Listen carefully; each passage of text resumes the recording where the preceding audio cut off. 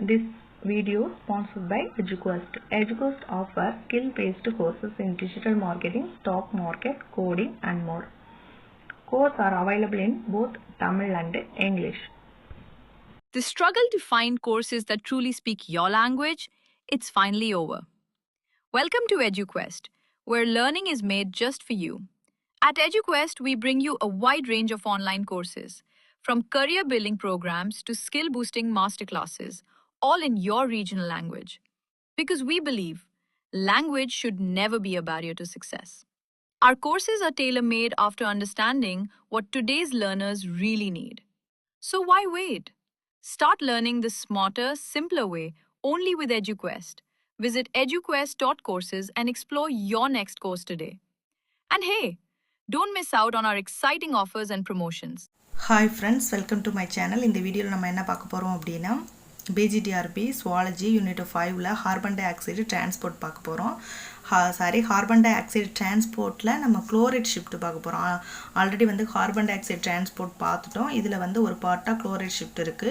இது வந்து பார்க்க போறோம். இப்போ வந்து chloride shift எதுக்கு நடக்குது அப்படினா நம்ம வந்து ஷார்ட்டா சொல்லணும் அப்படினா அந்த carbon dioxide வந்து கார்போனிக் ஆசிட்டா தான் வந்து ரிலீஸ் ஆகுது. 70% வந்து கார்போனிக் ஆசிட்டா ரிலீஸ் ஆகுது. சோ இத வந்து அதிகப்படுத்துறதுக்காக தான் இந்த chloride shift. இந்த carbon dioxide கேரிங் கெபாசிட்டி அதிகப்படுத்துறதுக்காக chloride shift நடக்குது. இது எப்படின்னு நம்ம டீடைல்ஸா பாப்போம். அதுக்கு முன்னாடி என்னோட சேனல் நீங்க இப்பதான் ஃபர்ஸ்ட் டைம் பார்க்கறீங்க அப்படினா ஃபர்ஸ்ட் வந்து Subscribe பண்ணி வெச்சுக்கோங்க. அது உங்களுக்கு வந்து ரொம்ப யூஸ்ஃபுல்லா இருக்கும். நான் போடக்கூடிய வீடியோஸ் எல்லாம் உங்களுக்கு உடனுக்குடன் நோட்டிஃபிகேஷன்ல வரும். வாங்க நம்ம இப்போ வீடியோக்குள்ள போகலாம். Chloride shift அப்படிங்கிறது otherwise வந்து நம்ம ஹாம்பர்கர்ஸ் பினாமினான்ஸ் அப்படினு சொல்றோம். ஏன் ஹாம்பர்கர் பினாமினான்னு சொல்றோம் அப்படினா இது வந்து ஹாம்பர்கர் அப்படிங்கற சயின்டிஸ்ட் வந்து இந்த chloride shift வந்து கண்டுபிடிச்சிருக்காங்க. அதனால அவங்களோட நேமை வந்து இதுக்கு இந்த chloride shiftக்கு வச்சிருக்காங்க. இப்போ இது வந்து ஒரு RBC அப்படினு எடுத்துட்டோம் அப்படினா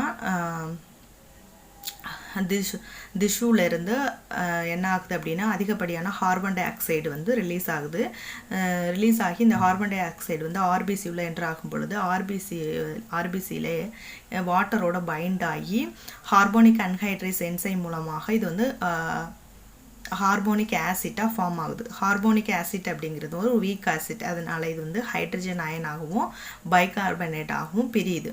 சோ இப்படி பிரியக்கூடிய இந்த பைகார்பனேட்ஸ் என்ன ஆகுது அப்படினா RBC விட்டு வெளிய வருது. ஆனா ஹைட்ரஜன் அயன் அப்படிங்கிறது RBC உள்ள இருக்குது. இது வந்து RBC விட்டு வெளிய வர முடியாது. ஆனா பைகார்பனேட் அப்படிங்கிறது RBC ல இருந்து வெளிய வந்துருது. சோ இதனால இங்க வந்து ஹைட்ரஜன் அயன் செறிவு வந்து அதிகமாகுது. சோ இத பேலன்ஸ் பண்றதுக்காக பிளாஸ்மாவுல இருக்கக்கூடிய இந்த குளோரைடு அயன் வந்து RBC உள்ள என்டர் ஆகுது. சோ இதுதான் வந்து chloride shift அப்படிங்கறோம். இன்னும் வந்து நம்ம டீடைல்ஸா பார்க்கணும் அப்படினா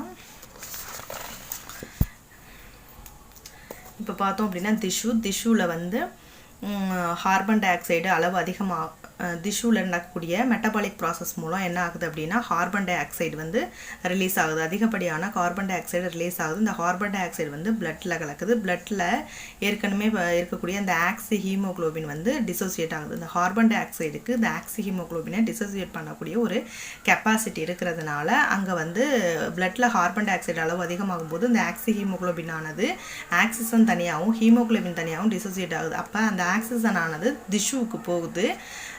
ஹீமோகுளோபின் தனியா பிரிஞ்சது. சோ இப்போ இந்த இருக்கக்கூடிய இந்த கார்பன் டை ஆக்சைடு என்ன ஆகுது அப்படினா RBC உள்ள என்டர் ஆகி வாட்டரோட சேர்ந்து கார்போனிக் ஆசிட்டா ஃபார்ம் ஆகுது. இதுக்கு ஹெல்ப் பண்ணக்கூடிய என்சைம் தான் நம்ம வந்து என்ன என்சைம் பார்த்தோம் கார்போனிக் அன்ஹைட்ரேஸ் அப்படிங்கற என்சைம். இந்த கார்போனிக் ஆசிட் ஆனது ஹைட்ரஜன் அயன் ஆகவும் பைகார்பனேட் ஆகவும் டிசோசியேட் ஆகுது. இந்த பிரியக்கூடிய அந்த ஹைட்ரஜன் அயன் என்ன பண்ணுது ஹீமோகுளோபினோட சேர்ந்து ஹீமோகுளோபினிக் ஆசிட்டா ஃபார்ம் ஆகுது. சோ இங்க bloodல வந்து ஆசிட் தன்மை அதிகமாகுது. தென் வந்து இந்த மீதி இருக்கக்கூடிய ஹைட்ரஜன் அயன் ஹீமோகுளோபினோட ஃபார்ம் ஆகி ஹீமோகுளோபினிக் ஆசிட்டா ஃபார்ம் ஆகுது. பைகார்பனேட் வந்து RBC விட்டு வெளியில வந்துருது.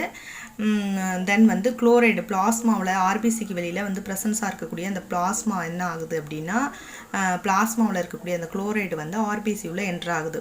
என்டர் ஆகி சோடியத்தோட பைண்ட் ஆகி சோடியம் குளோரைடா ஃபார்ம் ஆகுது. சோ இதனால வந்து அங்க வந்து pH மெயின்டனன்ஸ் வந்து பேலன்ஸ்டா ஆகுது.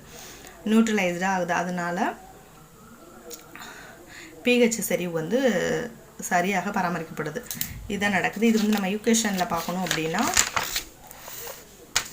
ஃபர்ஸ்ட் வந்து கார்பன் டை ஆக்சைடு வாட்டரோட சேர்ந்து கார்போனிக் ஆசிட்டா ஃபார்ம் ஆகுது. இது காரணமான என்சைம்ஸ் வந்து கார்போனிக் அன்ஹைட்ரேஸ் என்சைம். நெக்ஸ்ட் வந்து ஹார்மோனிக் அன்ஹைட்ரேஸ் ஹார்மோனிக் ஆசிட் வந்து ஹைட்ரஜன் அயானாகவும் பைகார்பனேட்டாகவும் பிரியுது. பைகார்பனேட் என்ன ஆகுது அப்படின்னா பிளாஸ்மாவில் வெளியேற்றப்படுது. பிளாஸ்மா அப்படிங்கிறது வந்து வீனஸ் பிளட் அப்படின்னு சொல்கிறோம்.